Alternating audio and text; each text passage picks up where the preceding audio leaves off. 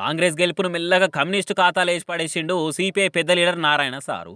తెలంగాణ దాదాపుగా వామపక్షాలకి దాదాపు 90 to 100 సీట్లలో 1000 ఓట్ల నుంచి 10,000 ఓట్ల దాకా ఉంటాయి. మన తెలంగాణ ప్రాంతం తప్పకుండా ఉంటాయి. మేము ఒకటి గెలిచడానికి కాంగ్రెస్ పార్టీ పూర్తిగా సహకరించిన మాట వాస్తవే. కానీ మా ఓట్లు కూడా యాడ్ అయినాయి. యాడ్ అయిపోతే మంచి మెజారిటీ వచ్చింది. పెద్ద మెజారిటీతో కాంగ్రెస్ పార్టీ గెలిచి. అసలు సిపిఐతో పొత్తు పెట్టుకోకపోతే కాంగ్రెస్ గెలిచేదే కాదంట.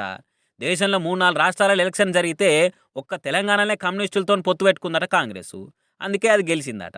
చాలా జాగాల సిపిఐ ఓట్లతోనే గట్టెక్కిందట. అట్లా జరగకపోతే మా రాజస్థాన్, ఛత్తీస్గఢ్, మధ్యప్రదేశ్ లో ఎందుకు గెలవలేదు అని క్వశ్చనింగ్ చేసిండు. ఎందుకంటే ఆ రాష్ట్రాల మాత్రం పొత్తు పెట్టుకోలేదు కాబట్టి అని బల్ల గుద్ది చెప్పిండు. ఇప్పటికైనా కాంగ్రెస్ గుణపాఠం నేర్చుకుని కమ్యూనిస్టు పార్టీలతో పొత్తులు పెట్టుకోవాలని ఇండైరెక్ట్ హెచ్చరిక చేసిండు నారాయణ సారు. పొత్తుల ఎత్తు లేకుండా ఒంటెద్దు పోకడబోతే ఓడిపోకే ఏమైతుంది అని అంటున్నాడు. దేశానికి ఇండియా కూటమి ఎంత అవసరమో ఆ కూటమిలుండే మిత్రపక్షాలను కలుపుకొని పోవడం కూడా అంతే అవసరమని కూటమి పెద్దలు తెలుసుకుంటే మంచిదని సురుకులు పెట్టిండు. ఇక అట్లనే పనిల పని ఏపీ రాజకీయాన్ని కూడా దమ్మార్చుకున్న నారాయణ సారు. తెలంగాణలో ధరణి పేరుతోటి మాజీ సీఎం కేసీఆర్ చేసిన మోసం కంటే ఏపీలో జగన్ చేస్తున్న తప్పులే పెద్దవని చెప్పుకొచ్చిండు. పాస్బుక్లలో జగన్ పోర్టువలెందుకు, ఆయన మన పర్మనెంట్ ముఖ్యమంత్రి అని బిగ్గర్నే దంచి ఇడిచిపెట్టిండు. అందరు నడుచుకున్నాక బీజేపీని ఎందుకు ఇడిచిపెట్టాలనుకున్నాడో ఏమో గానీ దాన్ని కూడా దమ్మార్చుకున్నాడు. బీజేపీ తెలుగు ప్రజలకు వ్యతిరేకంగా ఉంది అని అనుకొచ్చిండు. బీజేపీకి అనుకూలంగా జగన్ మలుచుకున్నారట ఢిల్లీ పెద్ద మనుషులు. ఇక తెలంగాణలో కాంగ్రెస్ గవర్నమెంట్ ఖర్చు పూరితంగా కాకుండా వర్క్ పూరితంగా మార్పులు చేసుకుంటే మంచిగుంటదని ఉచిత సలహా ఇచ్చిండు నారాయణ సారు. ఇంకోటి, రిటైర్మెంట్ అయిన వాళ్ళకి ఎట్టి పరిస్థితుల్లో ఏ పని అప్పచెప్పొద్దని అన్నాడు. ఇక ఎంతైనా సిపిఐ అంటే కాంగ్రెస్ సర్కార్ల భాగస్వామి కాబట్టి